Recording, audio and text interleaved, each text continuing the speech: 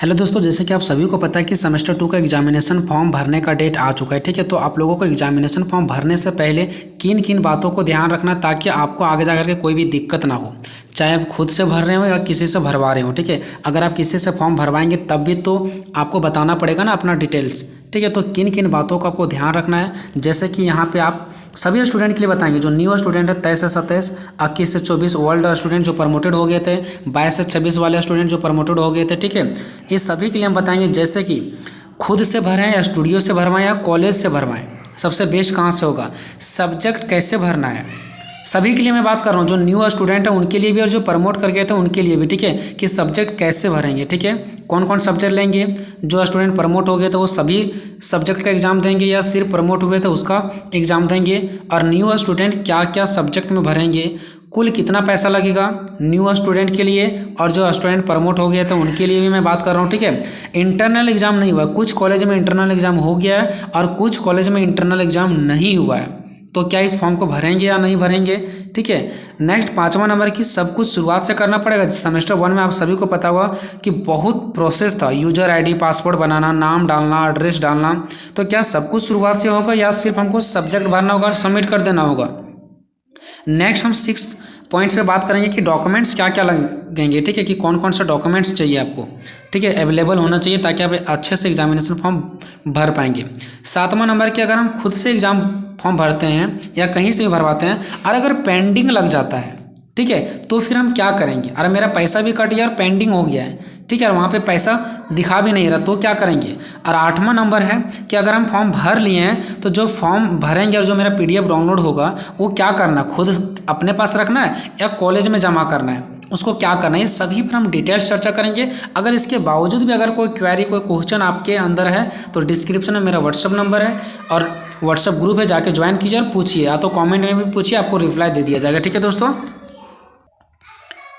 आपको हम examination form भर के भी दिखाएंगे, लेकिन एग्जामिनेशन फॉर्म भरने से पहले किन किन बातों को ध्यान रखना। ठीक है, वो हम समझाने के लिए यहाँ पे बहुत कुछ भी आपको मैंने यहाँ पे PDF के रूप में हम बहुत कुछ लिए। ठीक है, वो सब चीज़ें भी हम दिखाएंगे आप सभी को। ठीक है, ताकि आपको बेटर तरीके से समझ में आए और एग्जामिनेशन में एक भी दिक्कत ना करो। ठीक है, तो ये वीडियो जो हमारा वो सेमेस्टर 2 के लिए इंपॉर्टेंट न्यूज़ है।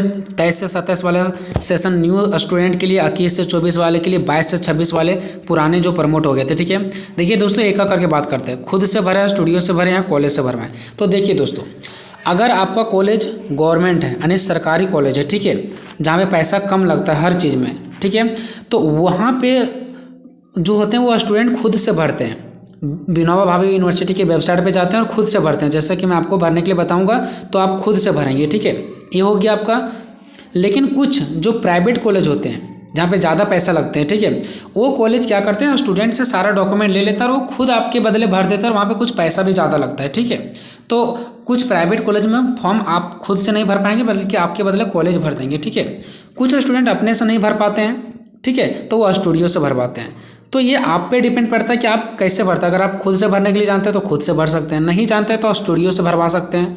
लेकिन सबसे इंपॉर्टेंट बात ये है कि अगर आपका कॉलेज खुद से भर रहा है, ठीक है, तो आपको कॉलेज में जा करके भरवाना पड़ेगा। लेकिन अगर कॉलेज की ओर से ये छूट मिला है कि आप अपने से भरें, ठीक है, तो आप स्टूडियो से भी भरवा सकते हैं, खुद से भी भर सकते हैं। ठीक है, कुछ कॉलेज की ओर से होता है कि स्टूडेंट वहाँ पे जाते हैं और वहाँ पे वो खुद से डॉक्यूमेंट जमा करते हैं और कॉलेज उनका खुद से भर देते हैं। ठीक है, तो ये आपके कॉलेज पे डिपेंड पड़ता है। दूसरा, सब्जेक्ट कैसे भरें। ठीक है, तो देखिए, जो न्यू स्टूडेंट हैं पहले उनके लिए बताते हैं, उसके बाद प्रमोटेड के लिए बताएंगे। आपको मेजर 2 मिलेगा, मैं आपको फॉर्म भी भर के दिखाऊंगा। मेजर 2 में आपको वही डालना जो आपका सेमेस्टर 1 में था, जैसे पॉलिटिकल है तो पॉलिटिकल, और अगर हिस्ट्री है तो हिस्ट्री, जो भी है। ठीक है, तो मेजर 2 में आपका वही सब्जेक्ट रहेगा। ठीक है, मेजर 2 में।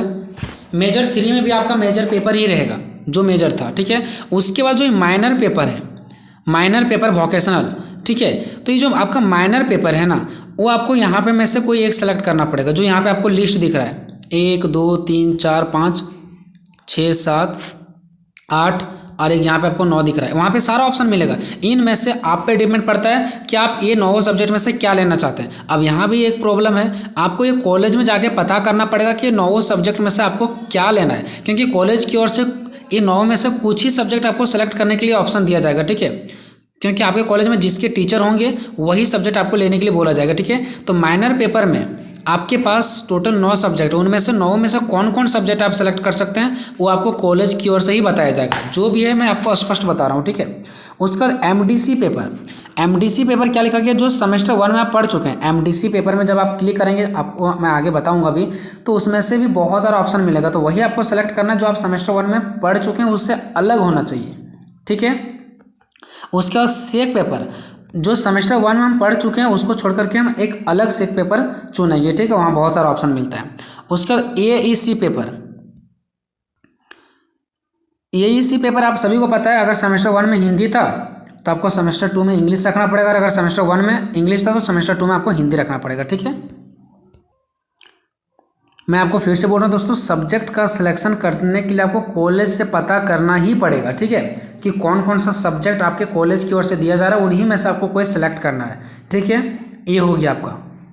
कुछ ऐसे भी कॉलेज होते हैं गवर्नमेंट जहाँ पे ये ऑप्शन दिया जाता है कि 9 में से आप कोई भी एक सब्जेक्ट को सेलेक्ट कर सकते हैं, जो आपका मन करता है वो, तो फिर तो आप बिंदास जो मर्जी वो सेलेक्ट कर सकते हैं। लेकिन कुछ ऐसे कॉलेज होते हैं जो 9 सब्जेक्ट अगर हैं तो उसमें से 4 ही सब्जेक्ट में से आपको कोई चुनने का ऑप्शन दिया जाएगा, ठीक है।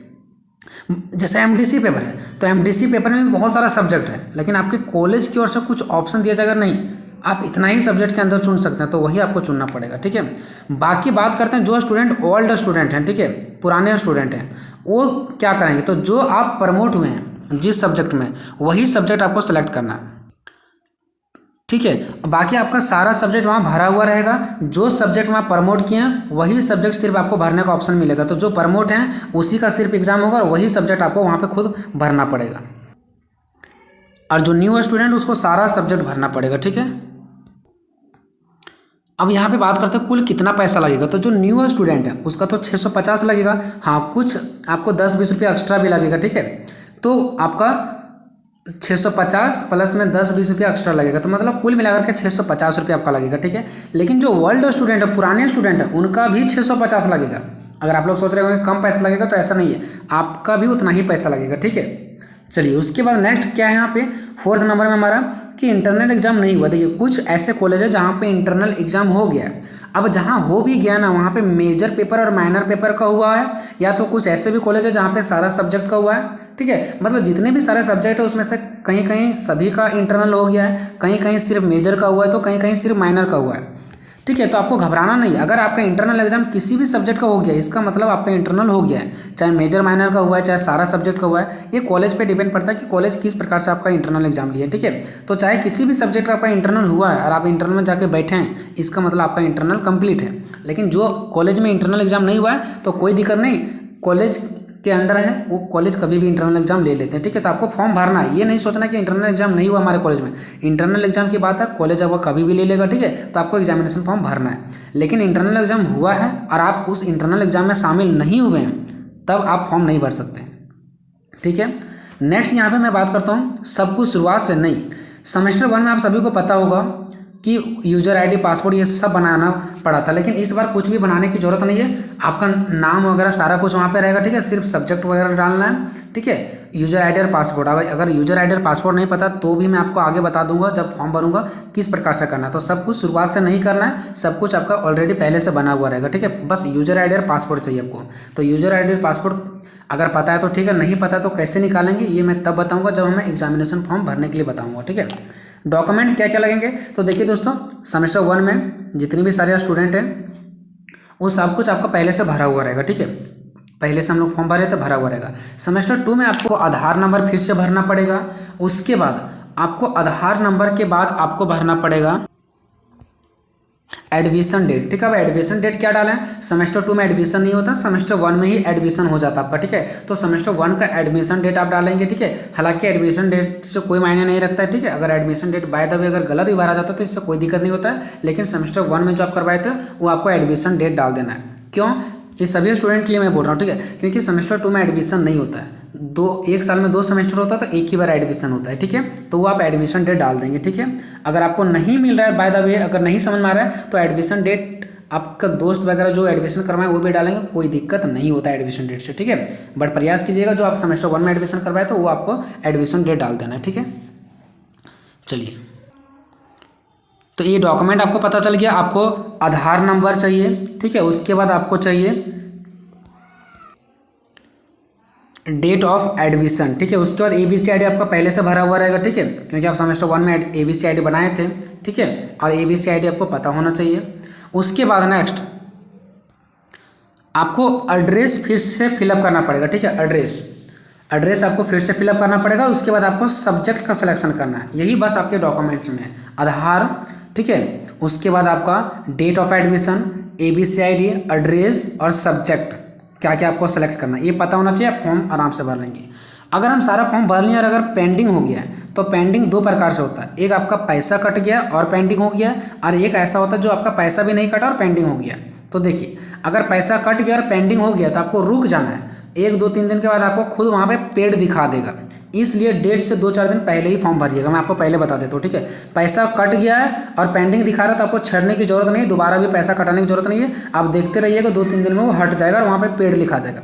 लेकिन पैसा नहीं कटा है और अगर पेंडिंग हो गया तो आपको फिर से पैसा कटाने की जरूरत है। इसका मतलब आप पैसा नहीं कटा पा रहे हैं तो किसी और से पैसा कटवा लेना। पैसा कटाना थोड़ा सा दिक्कत होता है, तो अगर आप कभी पैसा कटवाएं तभी कटवाइएगा, नहीं तो किसी दोस्त वगैरह से कटवा लीजिएगा, ठीक है।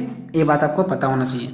नेक्स्ट है भरने के बाद फॉर्म क्या करना है। तो देखिए, कुछ ऐसा गवर्नमेंट कॉलेज होता है जहाँ पे आप फॉर्म अगर भर दिए ना तो कोई दिक्कत नहीं, यूनिवर्सिटी के पास ये आपका डाटा पहुँच जाता है, वहाँ से एडमिट कार्ड बन जाता है, कोई कहीं जमा करने की जरूरत नहीं होता है। बट कुछ ऐसे प्राइवेट कॉलेज होते हैं, कुछ ऐसे कॉलेज होता है जहाँ पे आपको जो आप फॉर्म फिलअप किए उसका रिसीविंग मांगते हैं, ठीक है, तो आपको रिसीविंग जमा करना भी पड़ेगा। तो ये बात आपको कॉलेज से पता करना पड़ेगा कि वो रिसीविंग कॉलेज में जमा करना है या नहीं करना है, ठीक है। कुछ कॉलेज में जमा करना होता है, जहाँ पे जो कॉलेज के अकॉर्डिंग जो रूल्स हैं, ठीक है। कुछ कॉलेज में नहीं भी जमा करना पड़ता है, तो ये आपको कॉलेज से पता चलेगा, ठीक है।